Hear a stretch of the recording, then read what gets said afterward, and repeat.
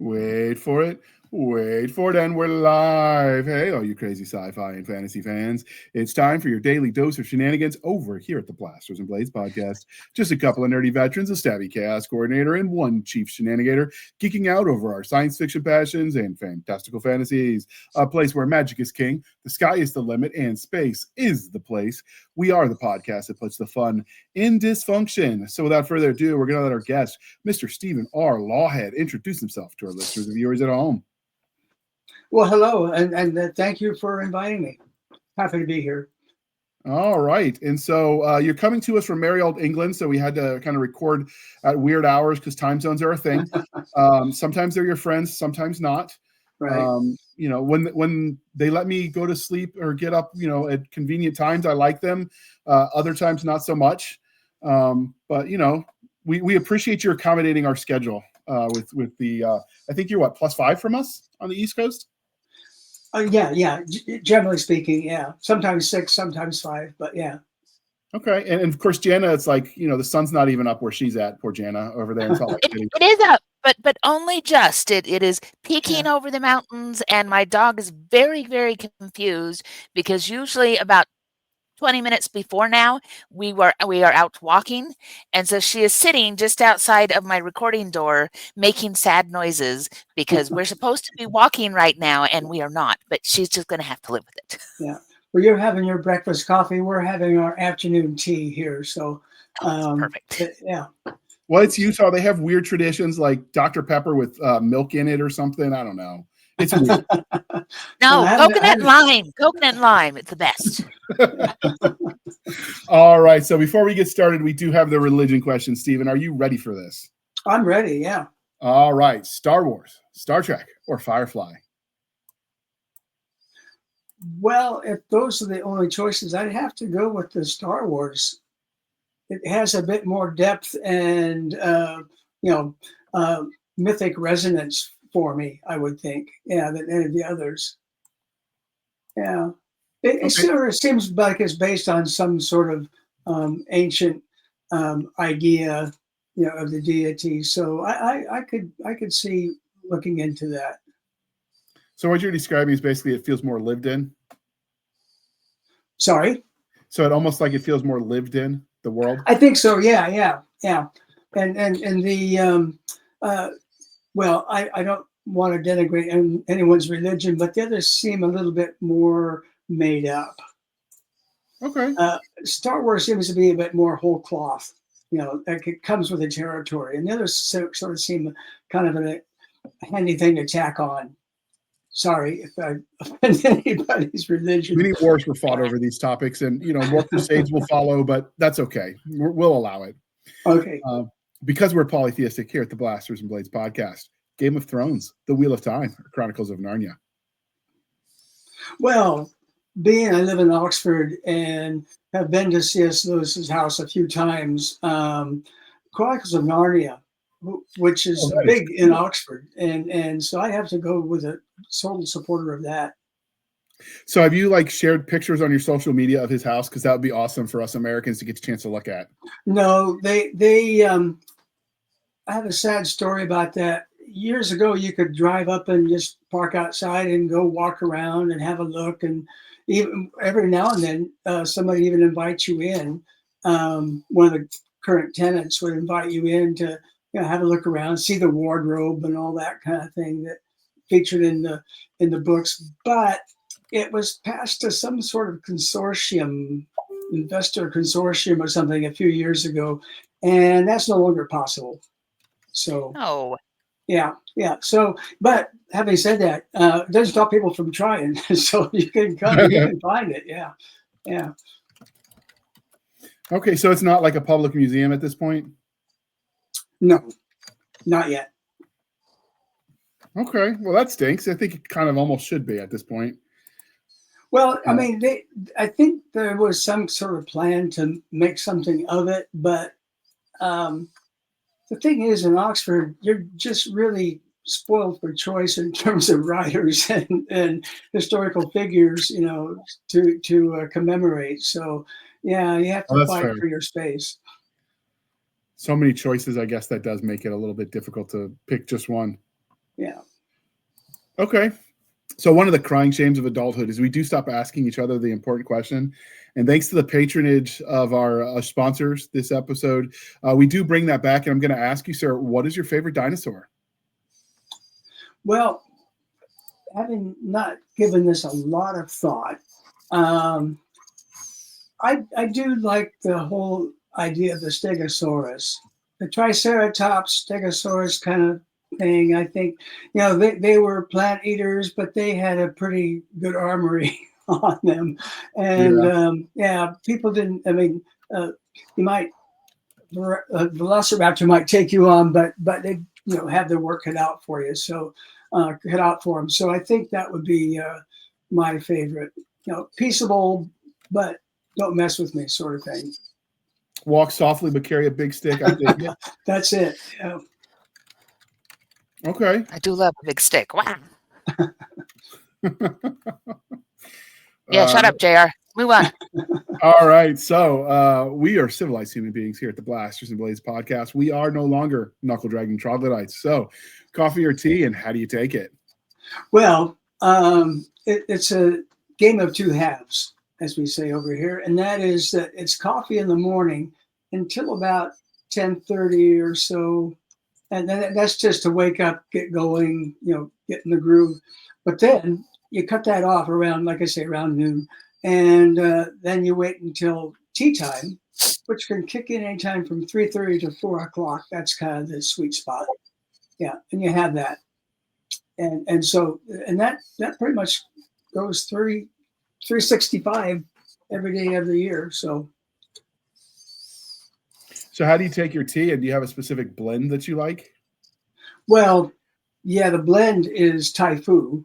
That's a brand name, but it's the old, basically what they call it around here is builder's tea.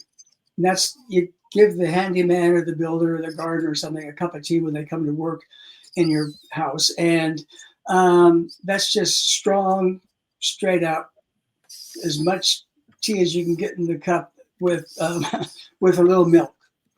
And that's what goes. And same with coffee. Dark roast, Colombian, dark roast with a little milk in it. I actually, when I was in the Army overseas, we worked with some British units when I was in Iraq in 2005. And that's what surprised me. Even in the 140-degree heat, they stopped at around noon for hot tea. And I just remember thinking they were bonkers. I'm like, it's hot, drink something cold, or at least ice the tea. And they looked like I'd grown a second head when I suggested they, ice the tea. Yeah, but when would you drink the tea? So yeah. Well, they do claim, and I've experienced this once or twice. If it is hot enough and you drink hot tea, you do cool off, which I suppose is part of the point. But it's a theory. You can test it in your own leisure. Yeah, I prefer to avoid that kind of heat at this point in my life. I think that kind of stuff's a young man's game, and I'm not 20 anymore. So because this episode is airing in December, and you're now across the pond, do you have any holiday traditions that you think maybe unique to the United Kingdom or even just to the Lawhead family? Well, the one that stands out and that's coming up here, we're at the time we're recording this, is Thanksgiving. Of course, they don't look at Thanksgiving the same way the Americans do, and so they tend not to know much about it or even celebrate it. But a lot of them have heard of it, and we occasionally have tried to have people over from the neighborhood or whatever, friends and neighbors, to come in for Thanksgiving and do the whole thing for them and show them how it's done. But even when you give out the recipes for whatever the traditional dishes are for them to bring in and everybody share, it doesn't always work out. So, last few years we've sort of let that slide. But unless we're with the one of our family members or even in the States or something like that, we'll tend to let that go.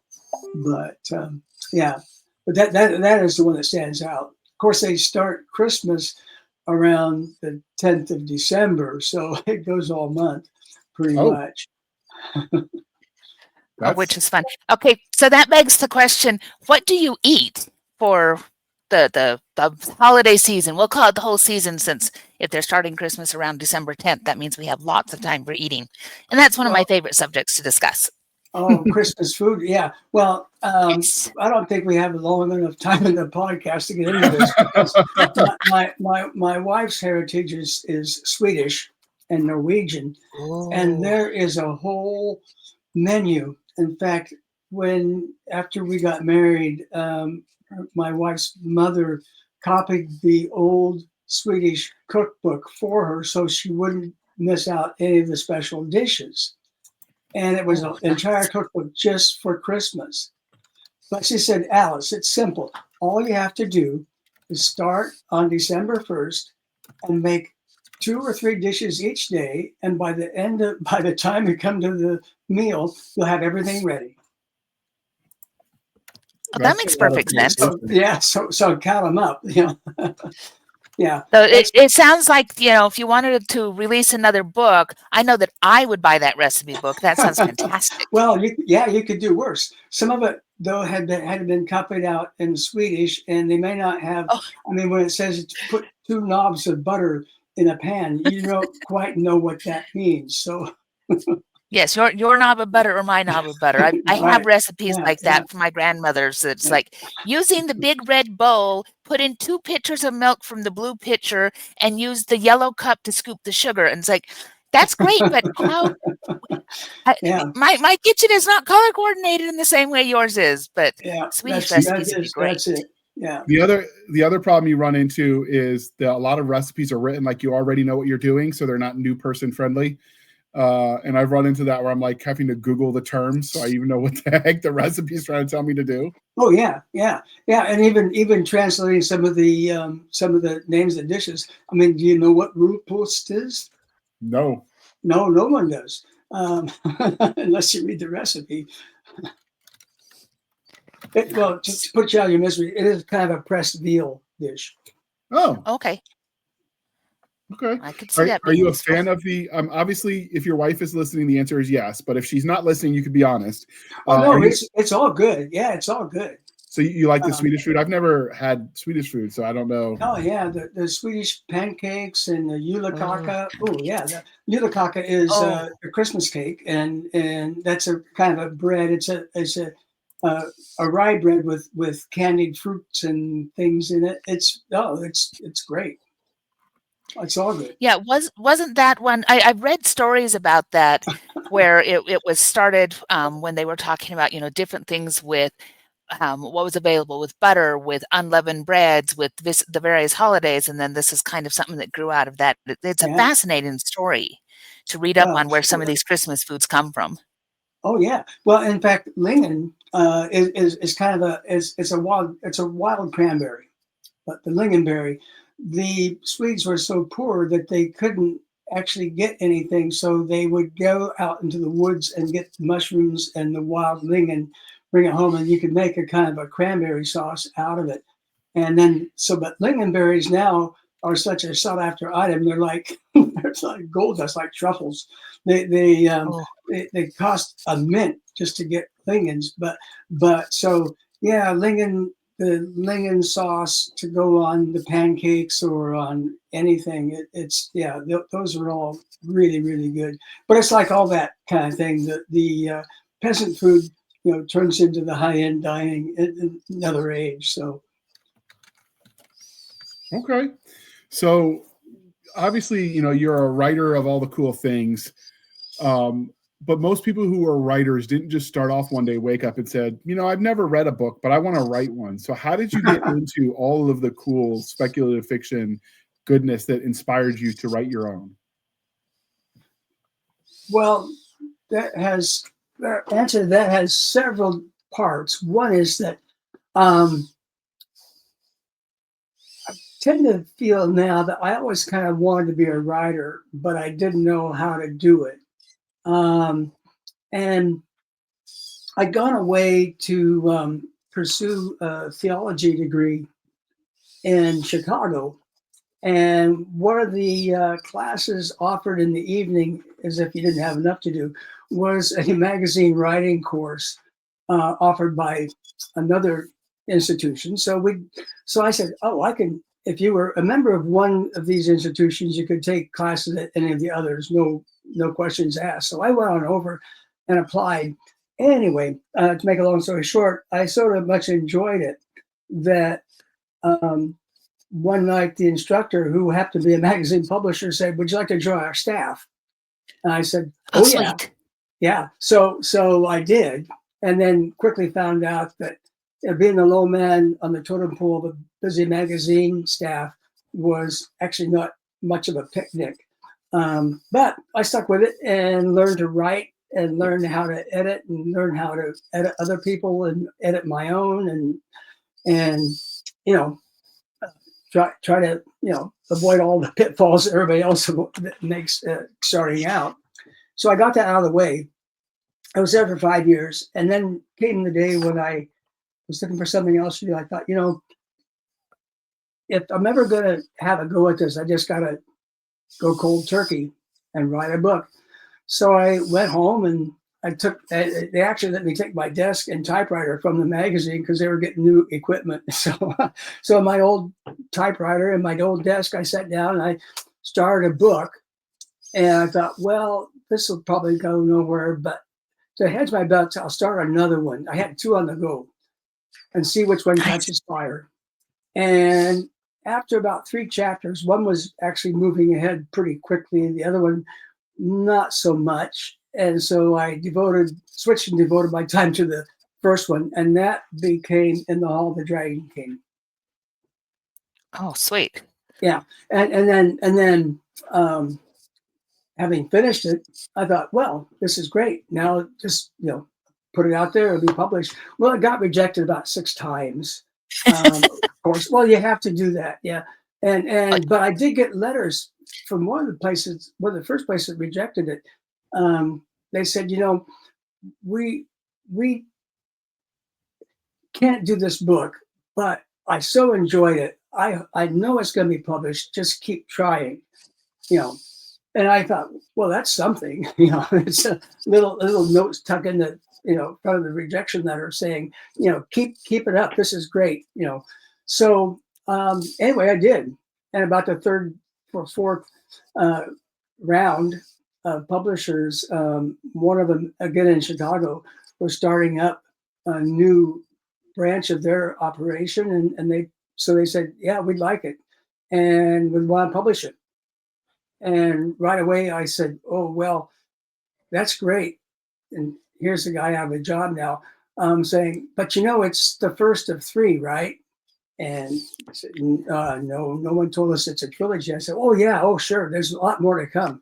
And they said, well, okay, we'll sign up the next one, but then we'll wait and see how it goes, sort of thing. Mm-hmm. But needless to say, by the time the second one was finished, they were ready to go on another one, and then signed up 2 more sight unseen. So I was, yeah. So it just took off. And that was mid '80s, wasn't it? I want to say. That's right. Because that's the first book of yours that I ever read. And well, that's the first one that anybody read, yeah. Yeah, well. Me too. And so have you always done the writing thing since then? Or has it been, I did this and then had another day job going on? Or were you able to just jump right in and say, this is something that I want to do? As soon as I had a couple of contracts lined up, I was able to do it full time. And in fact, so much so that by the time they started adding on other countries, like Britain was next in line to take on Dragon King, and it started to go pretty big over here at the time. So we're talking about 35, almost 40 years ago now. So it's been a while, but we were able to move over for a year and a half, 2 years almost, to do the research and the beginning writing for the King Arthur series, the Pendragon Cycle, and so that book benefited from having that kind of a tailwind, but also from being able to come and visit all the places I would be writing about in the book, and to dig as much out of museums and the literature on the ground. And the thing I found out, being a kid from Nebraska, was that there's a lot of material here.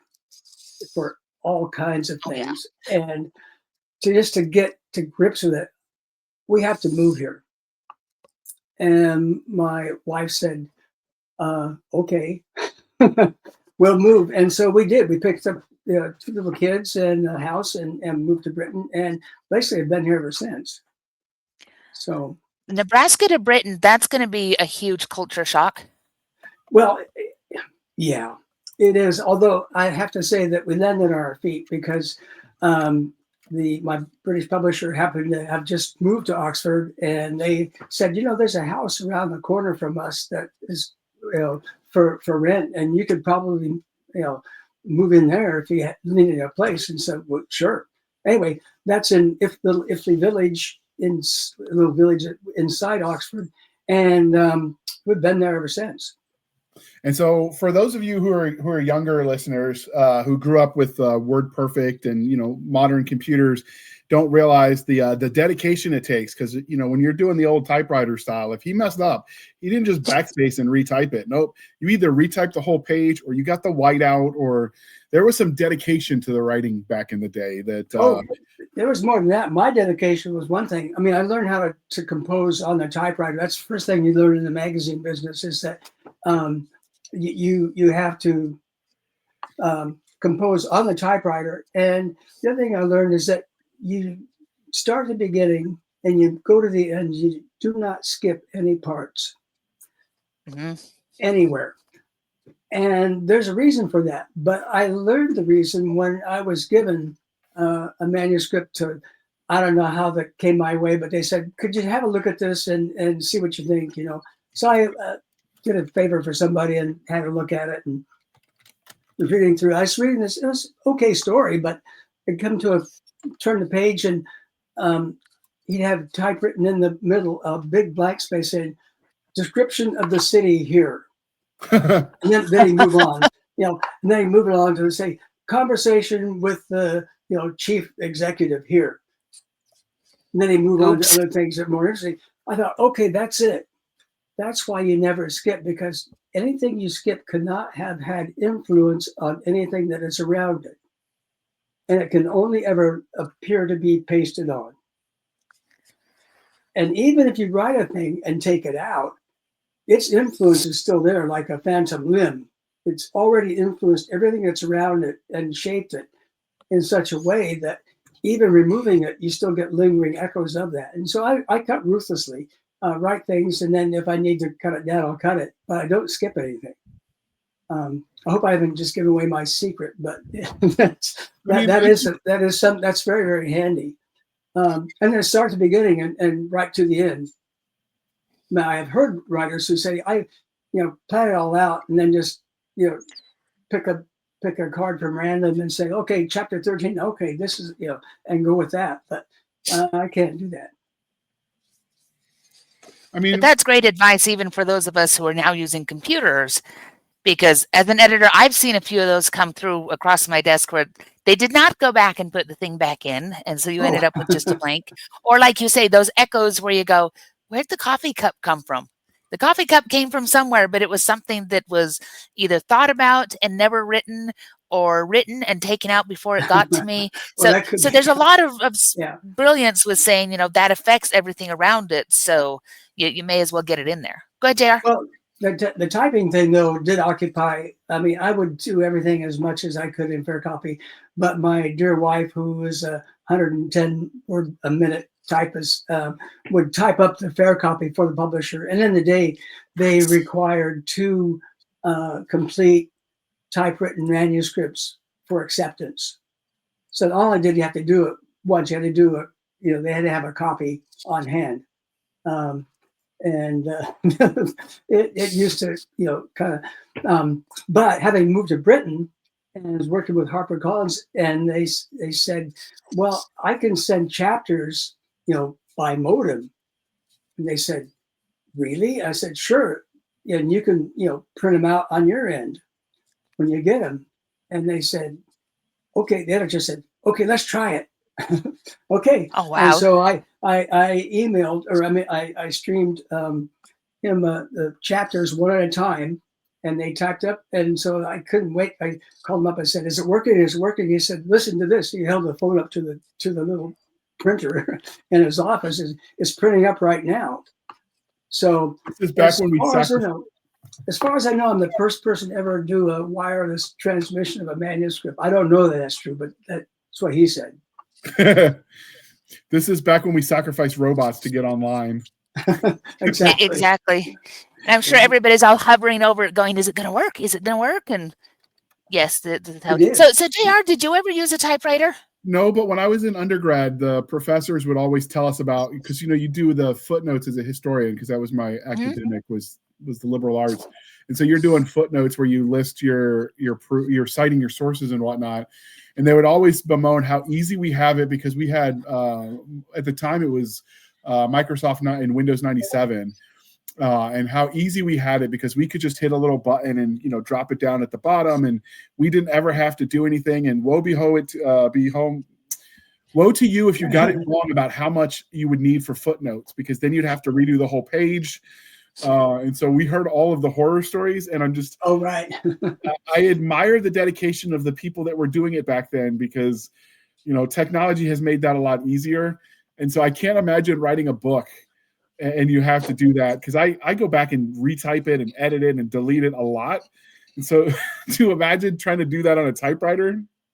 Oh, yes, it is impossible. That makes you very, very, it does concentrate the mind, though, when you think this has to be perfect as it goes down. And I write that way too, to say I may never see it again, and so it better be the way I want it as it goes down, and leave it there.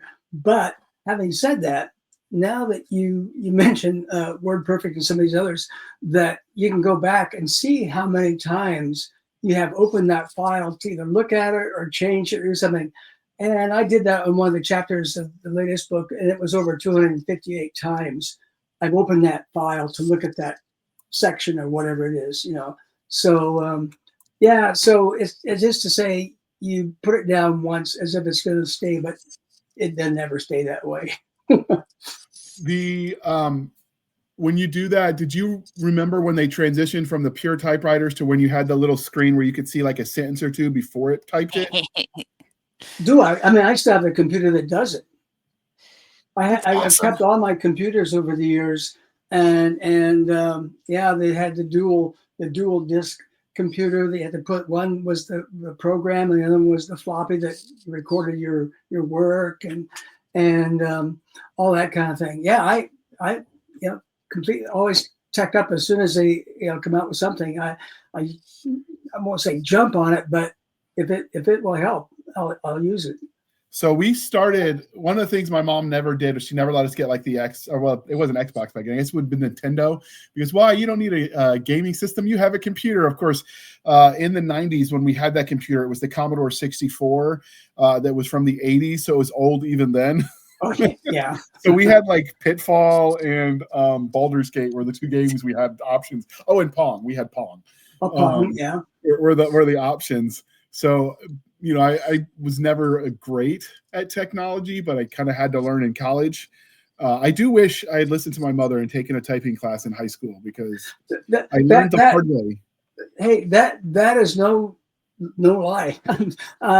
We were forced in high school to take, back in the day, to take typing was a required course.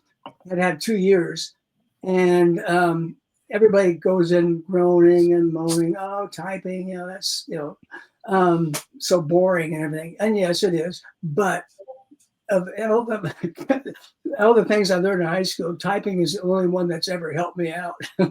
So, yeah, did they ever black out the letters in order to force you to learn to type touch? Oh, yeah, we had shields that covered the keyboard. I mean, you couldn't look at your hands while you did all kinds of tricks. Oh, yeah. Yeah, time. Yeah, because they wanted you to get your speed up. And Yeah. I have used some of the geometry and trigonometry in the Army, because you use some of those mathematical formulas when you're calling in fire support. Sure. Not for real, because I was infantry, I wasn't artillery, but we were doing it as a training mission against the British para.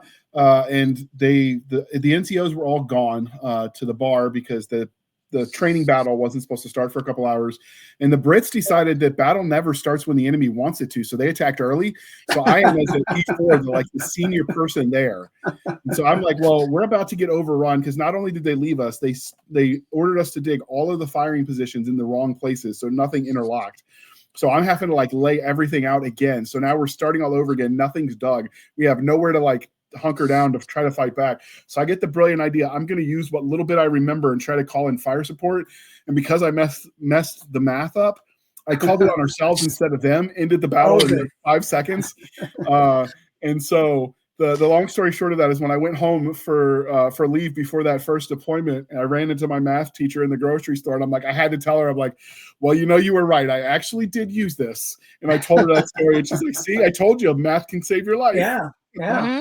Too bad I turned it the wrong way, but right. But I can appreciate that now. They tried to get me to come and tell the students that, but I ended up having to deploy. But I just always thought that was funny though. The one time I used math and I used it wrongly. So, all right, rookie mistake. Yeah.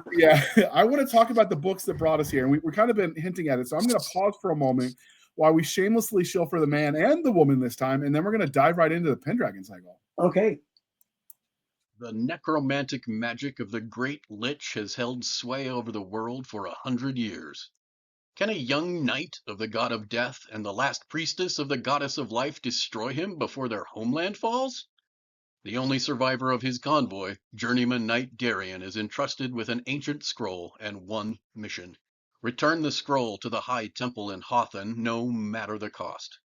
He never expected that journey to include stumbling onto the last healer in the world. Now he must take not only the scroll but the woman across the kingdom to safety, each step dogged by the relentless undead. Death's Night, Book 1 in the completed War of the Lich series by Matthew T. Summers and Jana Ray. All right, thank you for sticking with us through that commercial interlude. Sure. So we're going to throw these covers up, and I'll just cycle through some of them because this series has gone through a couple years as it's been published, and like, dear listener, most traditionally published books, they don't rapid release it like you're used to from the indie side. So, you might get 1 or 2 a year if you're lucky. And then over the years, some of the covers have been updated. So some of these books have 3 different covers. Yeah. And then with Daily Wire having produced the adaptation to film, a lot of times when that happens to books, they get new covers as well. So while he's answering, we'll just go through some of the covers, and he can talk broadly about the series writ large. But where did the inspiration for this series come from? Well, to begin with, it did come from our visit to Britain for a fact-finding tour. Like I said, that ended up being over 2 years long, about 2 years and a bit before we had to go home again. There's a British cover right there. The one of them.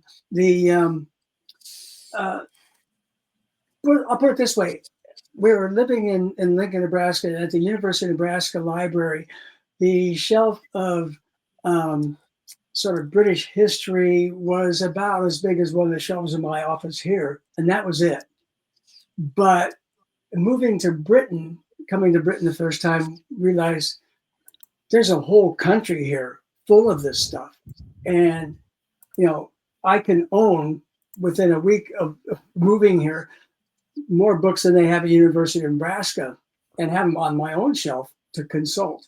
And these are books of history and archaeology and all kinds of things, but also to be able to travel out and visit some of the well-known sites associated with Arthur, but also with early Britain at this time, was important. And I'd always find something interesting, something local, something unique that wasn't written down, but you had to be there to see it.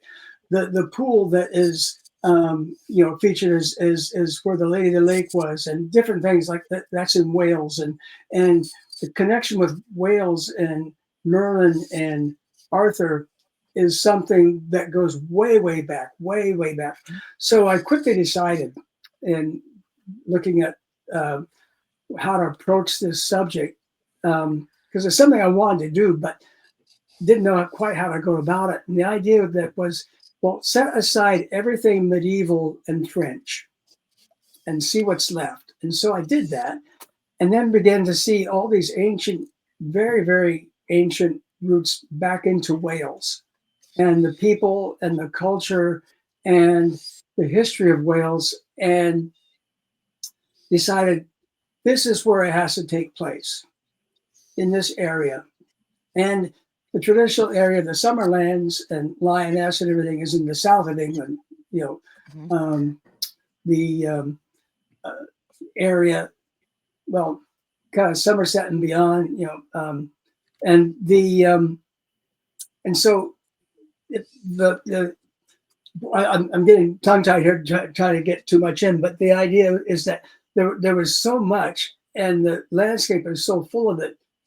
I didn't have to make things up. I could just record what I was seeing and have it be as authentic as possible, and then use the parts of history that actually did match up to the time period, put the stories that I was collecting into that time period where they might have actually originated, and see where it went. And that was what, once I made those decisions, everything else more or less began to fall into place.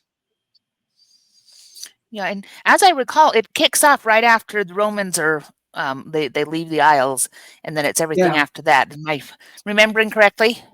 No, exactly right. Yeah, and the latest book to add to that collection is Aurelia, and that takes place in the time when the Romans are actually leaving. They say the Romans left, and that's not exactly true, because by that time they'd been in Britain for several generations already.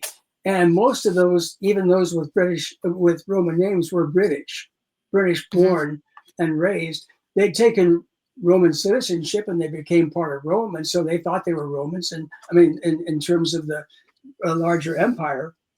And so, what happened was that the barbarian invasions in the north of the empire were such that they needed to pull soldiers from the garrisons here to go fight there.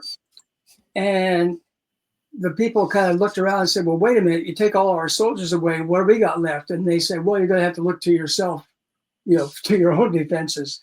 We got bigger fish to fry. And so Britain was basically cut off. And so then the scramble began to find ways to stem the barbarian invasions that were starting to hit here as well. And that's the age of Arthur. Those darn barbarians. Yeah, they kind of did that with the King Arthur version that had that set it in the Roman Britain. The movie, I'm trying to remember when that came out, early 2000s, I think, is one of the first ones I've seen where they incorporated the Brits or the Romans into it, where the King Arthur myth was he was a Roman general or Roman officer. So I don't think it's a new idea, but it's not one that people touch a lot, I think. Yeah. Well, it was new to me because this is written, like I said, in the late 80s, early 90s when it was published. So I hadn't heard it before. You beat the movie in printing yours. So maybe they stole the idea from you. Well, that happens. That happens. So was placing it in Wales a challenge as far as the language goes? Because I studied some Welsh back in college, and it changes everything. It's like you were saying about, the sections of your manuscript, knowing how that language works. So did you become a linguist as well, or how did you work with the Welsh language and how that ties to your work? I don't work with it at all. And in fact, one of our visits to, and in fact, for a long time, the Welsh didn't either, because That's true. They at one point in their history had outlawed speaking Welsh in school, and the kids had to speak English. But I do remember, and this is recent enough, that we had been visiting, short weekend or sort of thing, and checking out a few sites or whatever, and coming back to Oxford. But as we're leaving Wales, I noticed that they're taking down the English place name signs on the highway and putting up Welsh place names. The old Welsh are coming back. And because it was kind of a frozen language in that respect, it didn't change that much in terms of what the old Welsh and the new Welsh. I mean, a linguist will get into all kinds of disagreement about that, but that meant that I could look up things, and then try to piece together what it was I was looking at, and the place names stayed the same and that kind of thing. So the places I mentioned in the book, and I put the map in and everything, still exist, and you can go visit them. It may not look the same, but they're there. And that became a game that I like to play, and that is to match the place with the place in the book, and then describe it as it might have been in the days of the fading Roman Empire in Britain. So that's awesome. So one of the things we like to ask, because we do have families that listen, what would you say the rating for this book is? If you're going to make it, like, how kid friendly is it if kids wanted to read the series? How would you describe the book as far as it is? It rated R? Is it PG-13, G? Well, it's probably I suppose it depends on your take on this. I think age-wise, you probably need to be 12, 13 in order to get to grips with the language in it. Okay.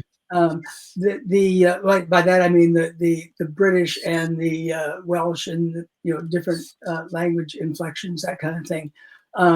Before that makes sense. For the violence, I think it's all necessary. I don't do gratuitous violence, and I also don't do, if I can help it, what we used to call the four letter words. In as much as possible, because I always feel that swearing in books or movies or TV shows is a failure of imagination. And so I always reach for something that's a bit more colorful, a bit more, of the time or of the character that's speaking. So that's a judgment call. But I think for some would find the violence a little bit much, but like I said, none of it's gratuitous. And I hold back the descriptions generally. We don't wallow in it, but I have heard people say that they have read the books to their kids, 7, 8, 9, that kind of thing, or they read it as a family so they can talk about things. But yeah. If you got a youngster who's a really good reader, you turn them loose on it. As Jana likes to remind us, your kids, so make the decision based on their maturity accordingly. Given that you're setting this in the Roman period, did you stick with like the Roman style weapons, so the gladius, the short swords, the shields, etc., or did you lean into the medieval motif you often see with the long swords and broadswords? And well, I put it this way: the Celts had a different sort of take on weaponry than a lot of other people. So they had they're adapted quicker to some forms of weaponry than others. And for example, the gladius is useful for infighting, close infighting, but not much good from a horse. So they have to adapt that to the light, the longer swords for horseback, that kind of thing. So I think, I tended to, like I said, stay away from the too much from the medieval stuff, although some of it has such a presence in the myth that if in doubt, I would go with the mythic element, and let the chips fall where they may, even though it may not be completely historically accurate. I was hoping that with the setting and some of the other things, some of the older settings for the stories would kind of carry the historical angle, and I could get away with a little bit more in the mythic. So did you use the spatha, which was the Roman cavalry sword, or did you have them use something else that was just, both? Both. Yeah, both. Yeah, different people had different things. Yeah, and of course the Saxons, they had their own take on a weaponry too. So. Okay, so I mean, most people, unless you get really specific on describing what the proper name is and sizing, or a sword is a sword is a sword for most people. So I don't know that most people would care. Not everyone gets as nerdy about those kinds of things as I do. Did you lean into the kind of Celtic culture when you were doing this, or did you go more for generic? Because if you're setting it in Wales, Wales has a very distinct culture. Yeah, well, here's the thing I also learned very quickly, and that is within a very short time after for shorthand called the departure of Rome, culturally the land shifted very, very quickly. And it went back very, very rapidly. And that captured this a little bit in Aurelia, that things are moving now away from Rome as the Roman culture and center of civilization. And they're moving back to their pre-Roman existence. And many times that was just out of necessity. The Roman system could not be sustained, but it did cling on longest in Wales. Part of the reason is geography, and that is Wales is very, very well situated in the west to hang on to whatever good things they had longer, because the barbarian invasions coming from the north and east were eating away at some of that culture. But it lingered on in Wales, and and that's reflected in the books too. But yeah, another thing, for example, even the language changed. For example, in that era, your children would not be able to understand your parents when they spoke. The language shifted so rapidly that the grandparents no longer could speak to their grandchildren because they didn't speak the same language anymore.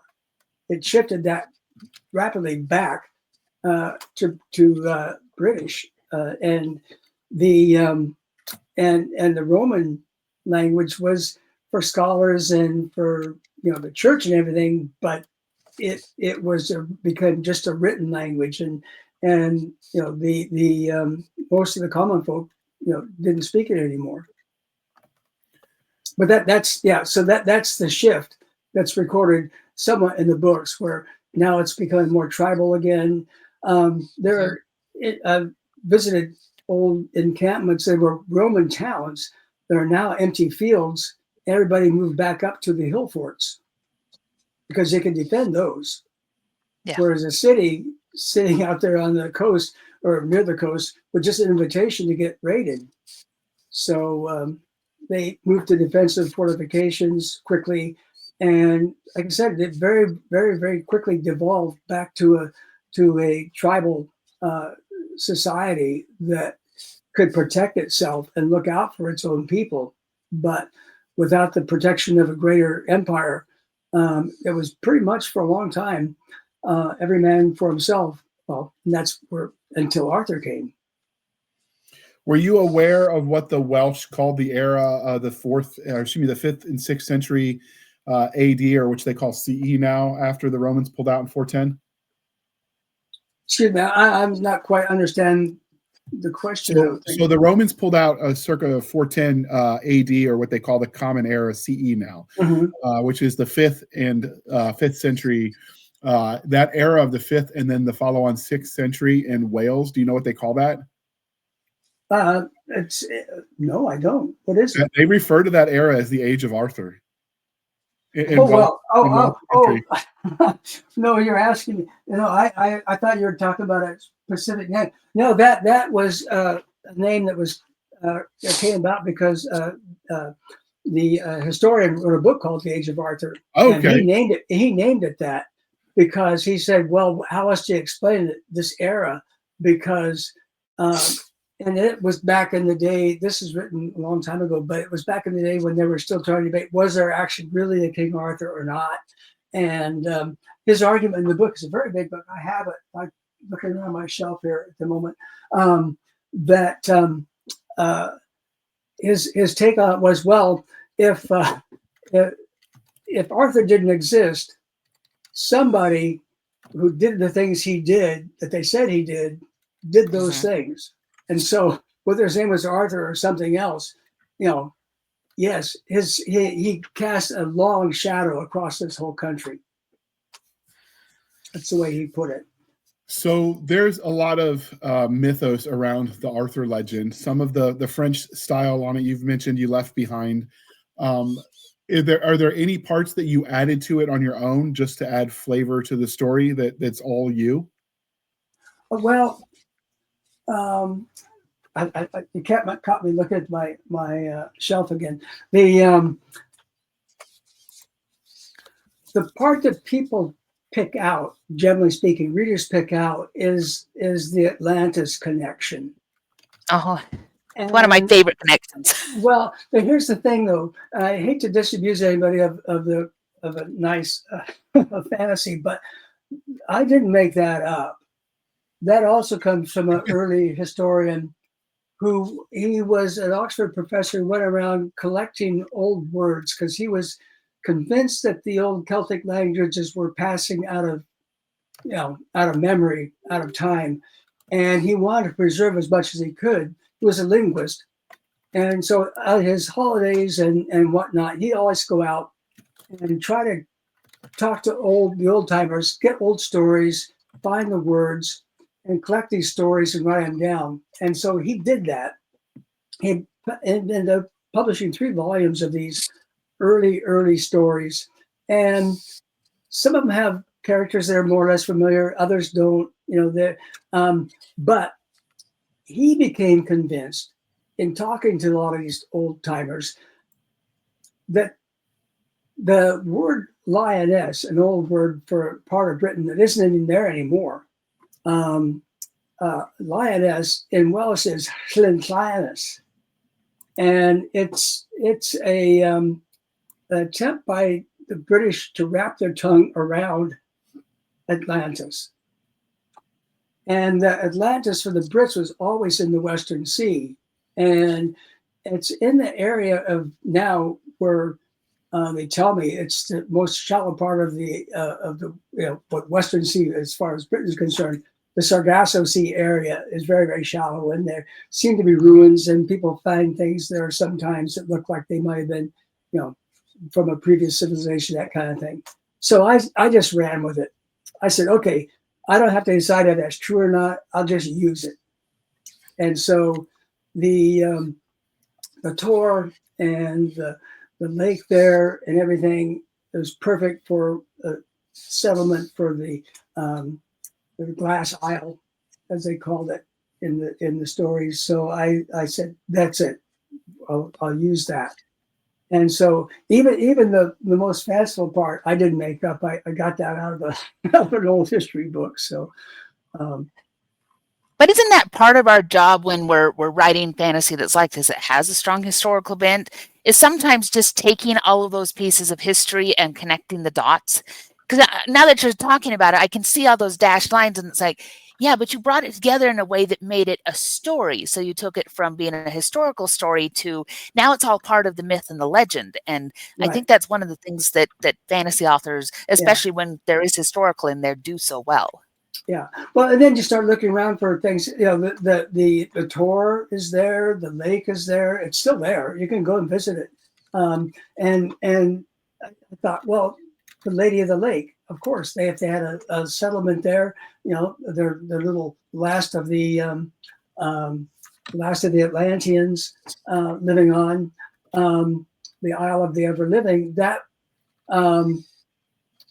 makes sense. She'd be the Lady of the Lake, and so these things begin to make sense as just sort of kind of cook them up in the stew and see what comes out. But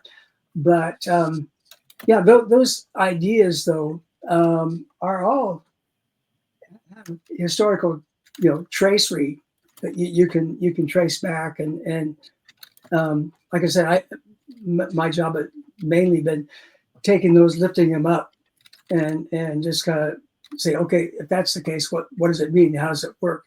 What can we do with it? Oh, I love it.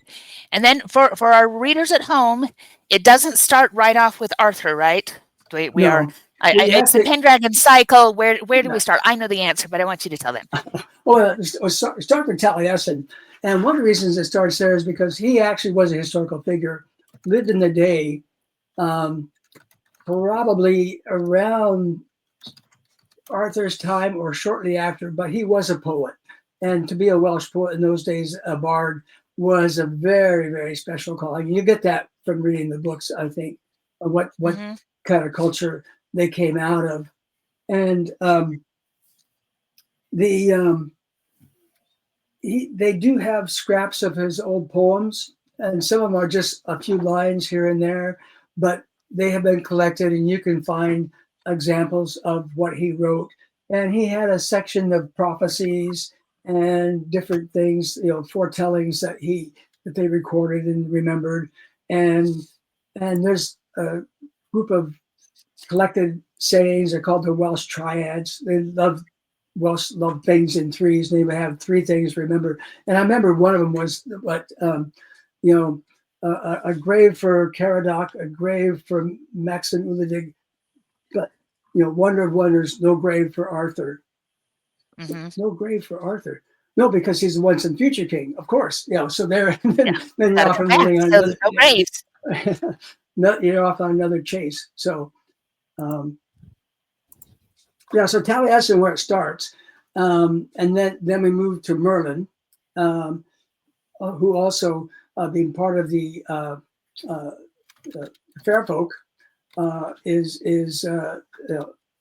also around. So he's the forerunner of Arthur, paves the way and helps him, and is always his mentor and his guide and his companion through thick and thin. So did you lean into the was it Guinevere's betrayal and all of that as well with King Arthur, with Lancelot? Is that something that or was that the French added that? Yeah, that's the French thing. They love a good romance with duplicitous lovers and unfaithfulness, unrequited love, and all that kind of stuff. Yeah, the courtly love idea didn't really have a place, but there was an old legend that part of the reason that she didn't get on well with some of the locals is because she wasn't herself British, that is to say, Celtic, but was of Irish stock. And so I used that. I picked up on that thread, and had that as and so then that's Lancelot, or in his Celtic name, Llangleag, is also her protector, but he's also a champion. He's assigned to her as a protector, and so the betrayal and all that doesn't come into it. Okay, I'm never sure because the all of those legends get blurred together, and they do parse apart where one part of it starts and the other. And it's a lot of research to figure those lines out sometimes. Well, it is. So as I recall, that's also fun. Oh, sorry. I was just going to say, as I recall, that it gets fairly dramatic in Grail. We have some things going on there with what's going on with the Queen, and I can't get it too deep into it because spoilers, but it's really good. Well, because that is a separate incident. The Grail quest and all that, it has a resonance in the stories, and part of that was I wanted to pick up on that as a separate thing. And well, actually, the two of them, Pendragon and Grail, were written sometime after the first three were out for a while. But that was at a publisher's insistence. And said, "Well, you've only scratched the surface of this whole Grail thing, and could you do something on that?" And the Pendragon is a title, and that was conferred on Arthur at some point. Well, what did he do to earn that? Well, then that became this whole idea of a Vandal invasion, which actually probably happened. That's a historical event, but The and that's remembered in the story of the they had there's an old mythic story about Arthur having to fight two giant boars that are ravaging through the country and ruining the countryside and killing everybody, and he goes to fight these two boars. Well, it's a very, very short flight of imagination. Think that the two boars are actually the standards, the symbols of the barbarians who are ravaging the countryside, and Arthur has to fight them in order to, keep his people safe. And so that became a whole separate set of stories there, and that became Pendragon. And Grail came along, like I said, publishers insisted and said, well, you haven't done anything about the Grail yet. What about that? So then I had to imagine how that would fit into all these stories about Arthur's passing and the Grail legend and how that might actually play out in the time period. So with this one, you've got currently a prequel available. You've got 6 novels out as far as I can find. Is the series done, do you think, or is there more to come? Well, I never say never, because I said never a long time ago, and then Aurelia came on the scene. But I wasn't looking for it, but it just made so much sense. It was so much fun to dive back into those characters and to the time period and to refresh, my familiarity with all that. It was a delight to write. And so I'll never say never. At the moment, there's nothing in my so-called typewriter that is trending that way. In fact, I'm leaning into Scottish legend, and the latest one I'm working on, and my son has come on board to help, kind of a dual author effort. It's called The Demon of Fairy Dean, and it's about a demon who kicks up rough in Scotland. So shut up and take my money already. Oh yeah, no kidding. I am all for Scotland and demons. Yeah, let's do that. Yeah, well, Fairy Dean is an actual place. It's a hollow near a church, and so that's a great place to set this, in a ruin. So is there anything about the Pendragon cycle that we didn't ask that wouldn't be a spoiler that you think the readers need to know before they go out and buy the books? Well, only this, that it's all true. Of course, it's a documentary. Love it. Yeah. As it was. You thought you were reading fantasy. No, it's all true. And in fact, like I said, even we mentioned fairies and fair folk, and even that is my my folklorist suggestion is a folklore way to tell that when a population group shrinks in number, in folklore terms, they shrink in size. So you get the fairies now that are now pictures of very little tiny, creatures, do different things. Well, they didn't used to be that way. So that's why the fair folk in these books are not called fairies, but they are the fair folk because they are different race than the normal human beings, and so that those are the Atlanteans, and like I said, those things were all suggested by the old readings. So and like you say, you take the old cloth and see what kind of new clothes you can make out of it. Okay. Cool. All right. One more before you go. I know that you have this huge cast of characters, and you were saying how much fun it was to dive back in. Now, I know this is like asking which one's your favorite children, but do you have a favorite character, somebody that you're like, I just have to keep going back to this person because they're so much fun to write and to experience with? Who should we look for?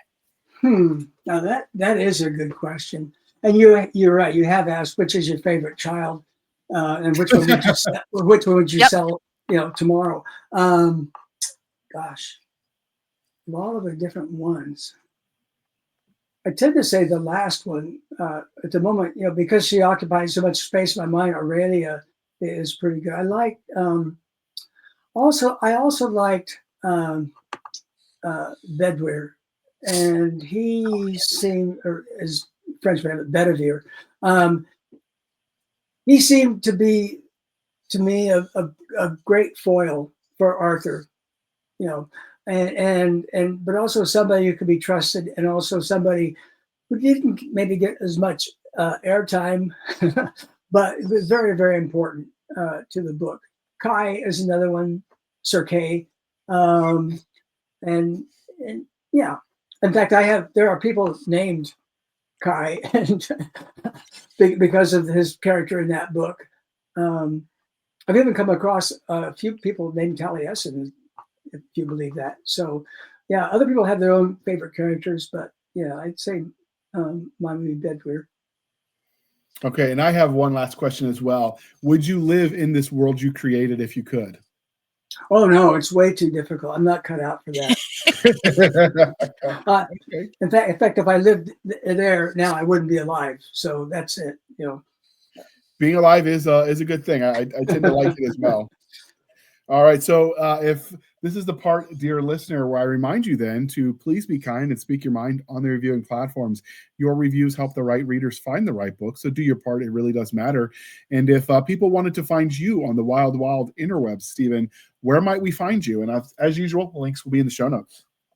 well, yeah, my website is a good place to start. It's got lists of all the books, not only lists, but I mean, it has little clips about them, and you can see what they look like and whatnot. It's got a bit of this and that.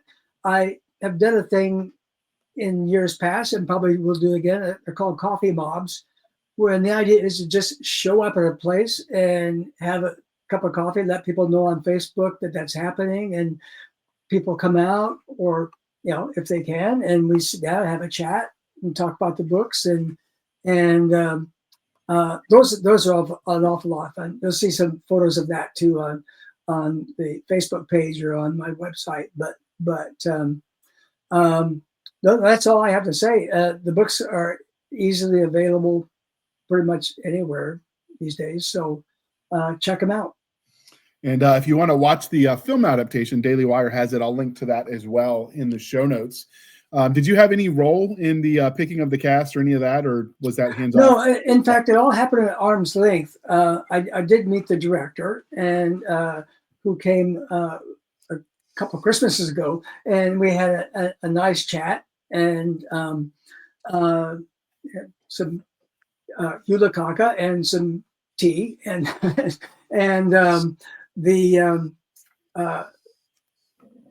that was pretty much the extent of my involvement. He, as a young person, told me he had grown up reading the books, and this was what he wanted to do when he became a filmmaker, was to get to the place where he could actually undertake a project like this. And so he has done that. And I wish him all the luck, but no, I wasn't consulted in terms of the script of the movie. I didn't see how you could, I mean, and also I have to say that authors are the worst person to ask about these kind of things. They tamper with the script or anything like that. It would be madness. So it's a different art form, and those who can practice it, I wish them all the best luck. And I'd be like anybody else. I'm happy to see the trailers. They look great. And the production values look very, very well placed, well put indeed. So I'm like everybody else, waiting for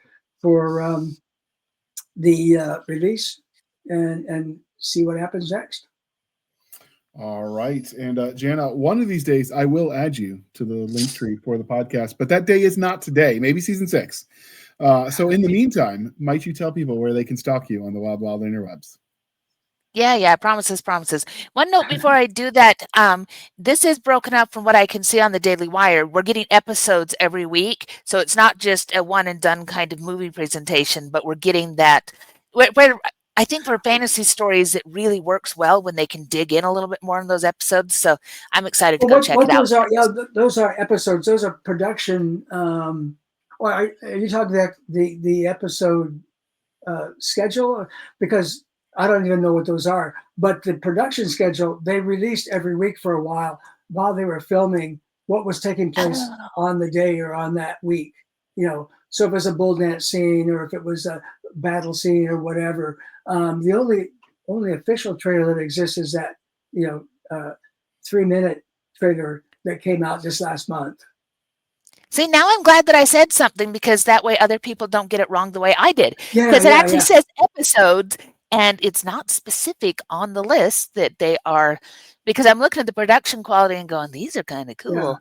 But yeah, it doesn't tell us that that's my young son, that's the lead up to. Yeah, my young son Drake went out to visit the set on filming, and they were doing this in Yugoslavia, and so, but he got to be in it, and he gets to be a dead body on the field of bodies that is cut down in the battle. So, that's cool. So he actually got in it, yeah. But he doesn't want to be a body. No, I wasn't quite up for that. But yeah, like I said, I'll be as interested as anybody to see how it all comes together. But it's looking good so far. I really admire what they've done. Cool. Well, even for being wrong, I'm glad I brought it up, because now we are all, well educated as to what we can expect to see where. So moving on, if you want to find me online, you can find me at linktr.ee/Opal Kingdom Press, or you can go right to the site at www.opalkingdompress.com. That is where myself and my various other personalities hang out. Also, you can find me all over the internet, either under Jana S. Brown or Jenna Ray. I am the loser at Internet Hide and Go Seek. And when you find those and they're associated with writing, it's probably me. All right, JR, take it away. All right, and you can find us on our Linktree, linktr.ee, Linktree/Blasters and Blades Podcast. Again, Linktree/Blasters and Blades Podcast, where we link to all the things: the BitChute, the Rumble, the YouTube, the TikTok, the Twitters. We've got our Spotify, our Discord, our Blasters and Blades Facebook group and Facebook page. We have our email, blastersandbladespodcast@gmail.com. Again, blastersandbladespodcast@gmail.com. For professional purposes only, people. Save the shenanigans from Stabby Stab over there on our Instagram, her Twitter, and her email. You can support the show by going to buymeacoffee.com/author J.R. Handley.